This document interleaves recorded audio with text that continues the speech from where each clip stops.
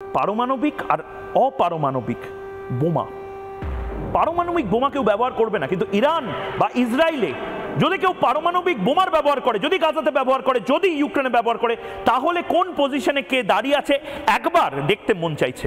এই মুহূর্তে গোটা পৃথিবীর অস্ত্র ভান্ডারের মধ্যে আমি শুধু একবার পিসিআরকে বলবো, নিউক্লিয়ার পাওয়ার আর্সেনাল যাকে বলা হয়, অর্থাৎ কার কাছে কত পারমাণবিক বোমা রয়েছে সেটা যদি একবার দেখানো হয়। নির্দিষ্টভাবে আমার কাছে এই মুহূর্তে যে লিস্ট রয়েছে সেখানে সবচেয়ে বেশি কার কার আস্তিনে কত পরমাণু বোমা, এই মুহূর্তে আমেরিকার কাছে আছে ৫,৭৪৮টি নিউক্লিয়ার বম। আমেরিকার পরে রাশিয়ার কাছে আছে ৫,৫৮০টি নিউক্লিয়ার বম, অর্থাৎ ৫,৫৮০টি শহর ধ্বংস করতে পারে রাশিয়া। রাশিয়ার পর চায়নাতে আসে ৫০০টা। চায়না রিভিল করেছে, মানে দেখো ভাই আমার কাছে ৫০০টা আছে, এটা চায়না বলেছে। চায়না সব কথা খোলাখুলি বলে না, আপনারা জানি, কিন্তু ৫০০টা আছে বলে দাবি করা হয়েছে। ফ্রান্সে আছে ২৯০টি নিউক্লিয়ার বম। ব্রিটেনে রয়েছে ২২৫টি, মানে ইংল্যান্ডের কোনোদিন যুদ্ধ হলে ইংল্যান্ড কিন্তু নিউক্লিয়ার এনেবলড দেশ। ইংল্যান্ডে রয়েছে বা ব্রিটেনে রয়েছে ২২৫টি। এরপরে আমি আসবো ভারতে, 172টি নিউক্লিয়ার বোম রয়েছে। অর্থাৎ আমরা চাই না পাকিস্তানে বা অন্য কোনো দেশে ফেলতে, কিন্তু এই যে সবাই তিরিং বিরিং করে লাফায় না, চিরবির করে না ভারতের উন্নয়ন দেখে। ভারতকে চোখে চোখ রেখে এটা বারবার বলতে হবে যে ভারতে যারা আক্রমণ শানাবে, ভারত চুপ থাকবে, ভারত প্রতিহত করবে, কিন্তু প্রয়োজনে কোনোদিন ভারত নিউক্লিয়ার বম ব্যবহার করেনি, কিন্তু প্রয়োজনে যদি কোনোদিন ভারতের পরমাণু বোম ব্যবহার করতে হয় 172টি বম ফেলার মতন যোগ্যতা আছে। পাকিস্তানে 170টি বোমা রয়েছে। আমি জানি না পাকিস্তানের সেই বোমাগুলি সুরক্ষিত আছে কিনা, সন্ত্রাসবাদীদের হাতে চলে গেছে কিনা। মারাত্মক একটি দেশে পরিণত হয়েছে পাকিস্তান, খেতে পায় না কিন্তু বোমা প্রতিদিন বানিয়ে যাচ্ছে।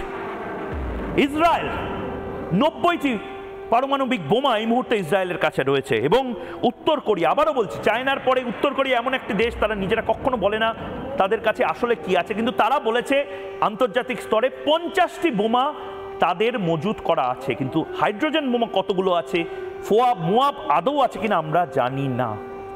এই হচ্ছে অবস্থা এই মুহূর্তে সৃজিতা, যেখানে পারমাণবিক বোমা ব্যবহার করলে এই জায়গা, কিন্তু রাশিয়া তো পারমাণবিক বোমা ব্যবহারই করছে না, করছে তো অপারমাণবিক বোমা।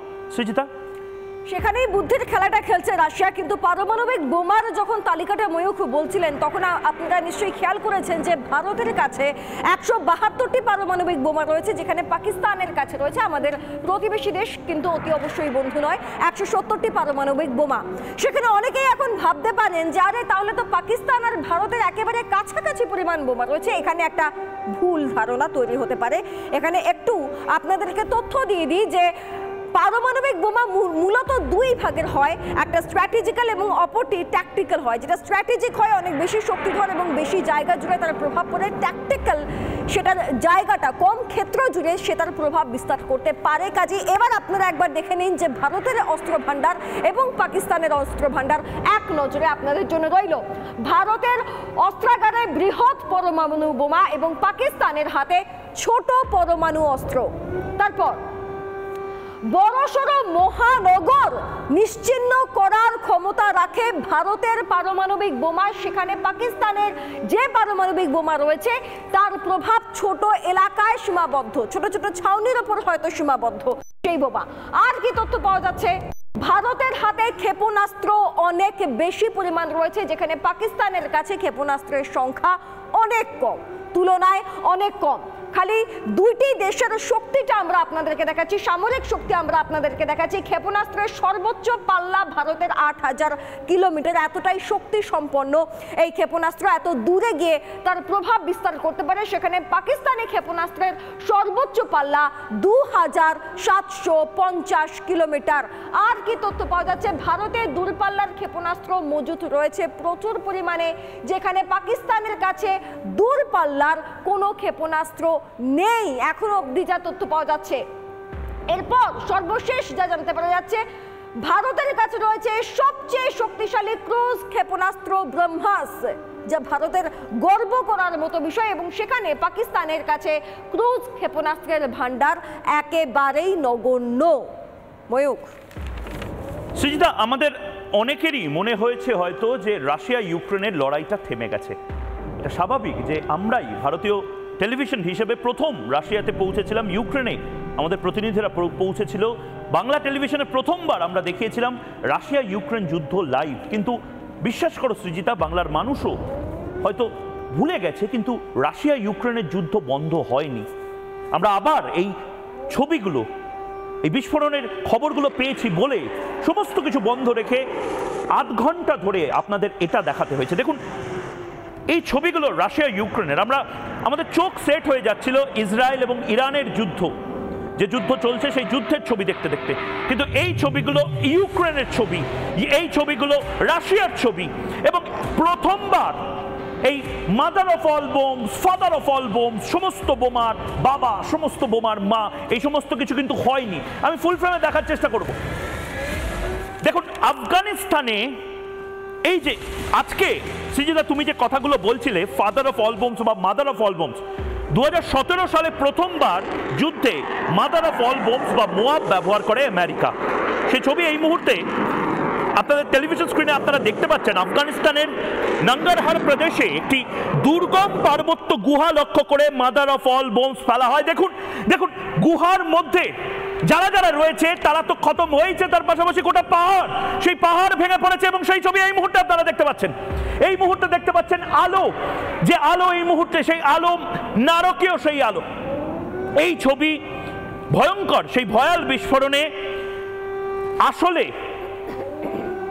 যে ক্ষতিটা করার চেষ্টা হয়েছিল সেই ক্ষতিটা করা গেছিল। আইসিস জঙ্গিদের মারতে গুড়িয়ে দেওয়া হয়েছিল গোটা এলাকা, এবং পরে আমেরিকা বলেছিল এটা কোল্যাটারাল ড্যামেজ।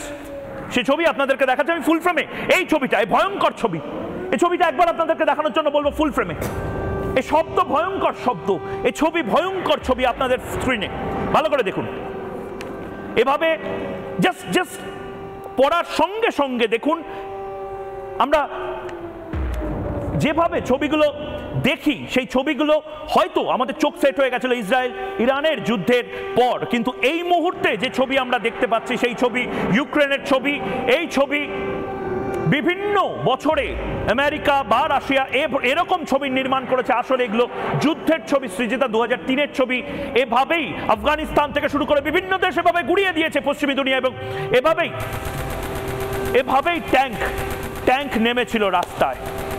সৃজিতা, 2003-এর পর কাট্টো 2024, যেখানে আমরা দেখতে পেলাম যে খার্কিভে ফের একটি অপারমাণবিক বোমা বিস্ফোরণ হয়েছে এবং তার প্রভাবটাও আমরা দেখতে পেয়েছি। তবে এই যুদ্ধ পরিস্থিতির দিকে, ভারতের চারপাশে বিভিন্ন দেশের কি পরিস্থিতি, সেই সমস্ত পরিস্থিতির দিকে আমাদের নজর থাকবে লাগাতার। আজকে বাংলার প্রাইম টাইম এখানেই শেষ করছি। দেখতে থাকুন রিপাবলিক বাংলা। নমস্কার।